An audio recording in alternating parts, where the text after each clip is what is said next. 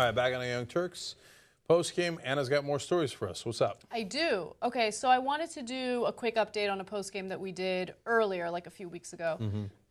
So I was talking about someone on Twitter who accused me of being a white feminist, and I kind of lost my mind, right? Like I got angry, and I called her a bitch a few times on the postgame show. I've seen it happen. Yeah.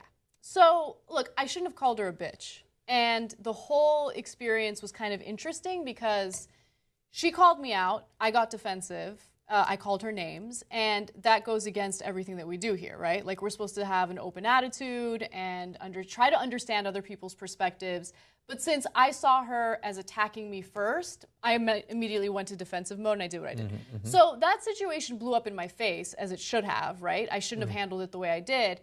And then I realized, okay, well, maybe now I can actually do what I'm supposed to do and try to understand her perspective. So she's actually coming on TYT tomorrow. We scheduled an interview, a Skype interview, and we're going to talk about the issue of feminism leaving women of color out, like neglecting them. So this is something that I'm not as knowledgeable about, so maybe she can open my mind up to all of that stuff. But whatever, like, I think that the best thing you can do in situations like that is just understand when you're wrong and try to make it right and try to be better at your job. And that's what I'm trying to do tomorrow. So I mean, I hear you, but I come from the Donald Trump school of you double down. If you're wrong, no, you're a dummy and a loser, and I'm right. In fact, I'm fantastic. But, like, okay, so I don't want to talk about this specifically for the entire postgame, but I do want to talk about a broader thing, right? So one of the hardest things for people to do in general, doesn't matter what you're doing as your career, is to admit when you're wrong and to admit when you don't know something, right? So I talked about this with Kevin Pereira once when I was on his podcast. He made a really good point about how people are so scared to admit that they don't know, right? Because they get attacked for it. But why do you attack someone if they don't know something? That doesn't mean that they're dumb. It just means that they might be ignorant on that particular issue. And I think it's actually a lot more admirable to come across someone who says, I don't know, as opposed to someone who pretends like they know everything, but they don't know shit. Okay, now you're going to make me go off on a rant. Okay, before I do, though, hey, you guys remember, since you're watching the postgame, the interviews are live for members, too. Yeah. So you should check that out when it's live. And obviously, it'll go up on TYT interviews afterwards if you missed it. So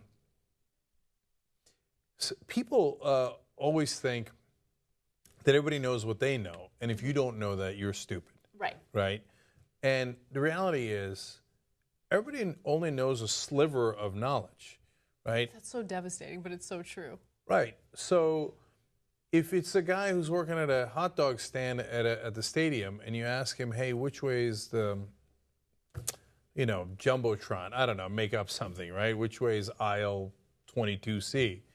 Sometimes he'll look at you like, what are you, stupid? It's right there. It's obvious. You go make a right and then you make a left. Yeah. How fucking dumb are you, right? Hey, dickhead, I don't work at the stadium. I didn't make that right and left every day as I came in. It's the most obvious thing in the world to you, but it's not to me because I don't have that knowledge, right? But I think then the second part of it comes in, which is that people then think, wait, maybe he's not the dickhead, I'm the dickhead. I should have known where aisle 22C was because of his reaction. Yeah. And like, oh no, what if I don't know what other people know? Yeah. And that's very normal. That's super normal to feel that way. I feel that way a lot of times. Then I realized, no. I know shit that other people don't know. They know stuff I don't know. That's perfectly normal. Yeah. All of our knowledge circles are not overlapping, right? So give each other a break. Know that sometimes, your context is not everybody else's context. And they might be really smart or really knowledgeable about something else. Yeah. Right? And that's really the distinction that I think people fail to make. Like, there's a huge difference between being smart and being knowledgeable, right? You can be naturally smart, but also extremely ignorant on a specific topic, right? But I think people use those words interchangeably, and they're not the same. But whatever. Like, here's what I want to do, and this is my main goal in my career. Like, people talk about goals and, like, where do you see yourself in 5 years? Like, I'm comfortable where I am. Like, I love where I am. But that doesn't mean that I've already hit the top of my career. Like, I always want to get better. And I want to look back at today, 5 years from now, and be like, man, I wasn't as knowledgeable back then. But I learned a lot, and I'm well-rounded now. That's more important to me than, okay, which company can I jump to now and make hundreds of thousands of dollars? Okay, well, I really empathize with that because earlier in my career, I had a goal to be more well-rounded, and mission accomplished. I am quite well-rounded now, at least physiologically. Okay. No, I hear you, and I'm trying to get everybody to be more open-minded to each other's perspectives, and to buttress your point a little bit. And I like the word buttress. I do too. It's a fun word. Oftentimes, the people who refuse to apologize or see things from another person's perspective do it out of great insecurity. Yes, that's absolutely true. Right? Yeah. Because they're afraid of what it will reveal about them. Okay. Now, on the other hand, we know that we also have, unfortunately, this curious case politically in this country of Democrats or progressives apologizing too much. Yes. With the other side not apologizing at all, right? And so there is no easy answer of always apologize, never apologize, right? It depends. And so, but don't be afraid to say, hey, that's my bad. I didn't think about it that way. And thanks, I appreciate it. When you do that, it shows great confidence. And also character. Yeah. Also, like the issue of cussing. This is like a totally different issue, right? Okay, let me roll in Ben Manquez here. He will go fucking house on this issue. Really? That's one of his pet peeves, when people get upset about cursing. Oh, okay. Yeah. Well then, okay, so I'm in this weird like transitional phase where part of me thinks, all right, Anna, like just stop with the cussing on air because it's unprofessional. It might distract people from your real message and it's not cool. But then there's a part of me that's like, this is who I am. And the whole point of this show is to show people who we are, right?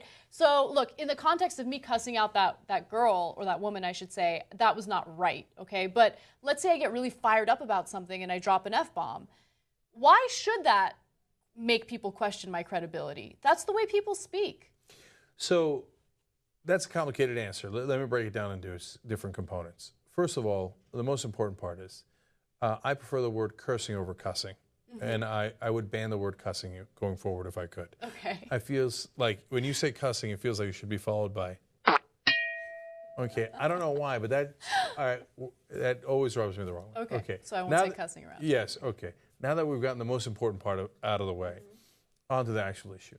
I realized watching Mad as Hell that I curse a lot more than I realized. Man, I drop F-bomb after F-bomb, right? And then it leads to people around me cursing more, right? And I just never really quite even realized it until I saw the movie about us, right? So I'm with you in both directions. I think we probably do curse too much. I think I should roll it back a little bit too, right?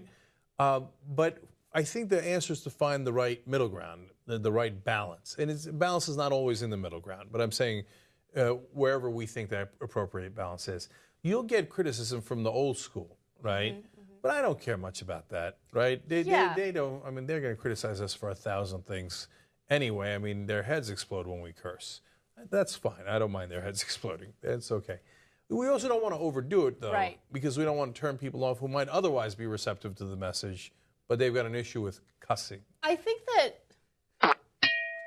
think that certain so random, right? Certain curse words, if you use them appropriately and you use them rarely, can really emphasize a message. Yes. And it could really show how passionate you are about whatever it is you're talking about. So I think that you just have to be a little pickier with when you use it. Agreed. Yeah. Okay, you know what?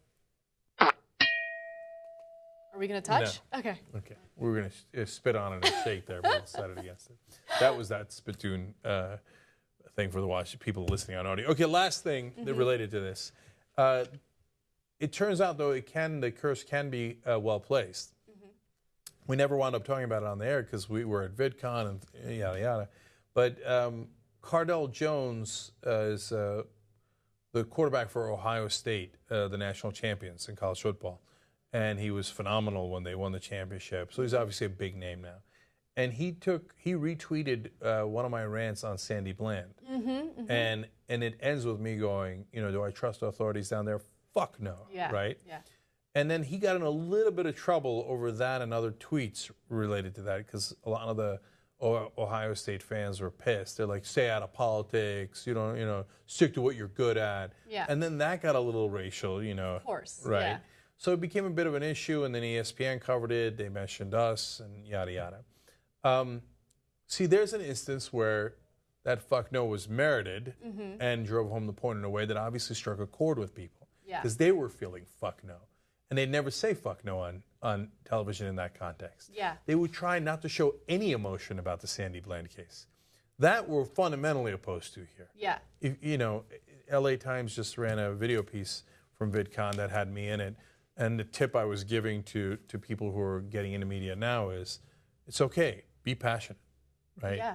Yeah. It's okay to care about the news. That's presumably why you got into the news in the first place, right? That's absolutely true. So we're going to dial ourselves down a little bit. You always doing adjustments, right? I think I do curse too much. But at the same time, it's definitely not a hard ban, and you'll see us use it plenty. Yeah. And I used it today in the Dispatcher story. Probably I accidentally used it in 7 different stories.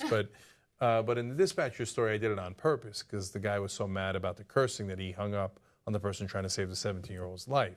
And a curse ain't worth it, man. That's not that important. Just deal with the curse and move on and get to what's important. Yeah. Okay. I feel like we've done a lot of public service announcements on this postgame. I know. Okay. Well, this has been your afternoon school special with the Young Turks. Okay. We'll see you guys tomorrow.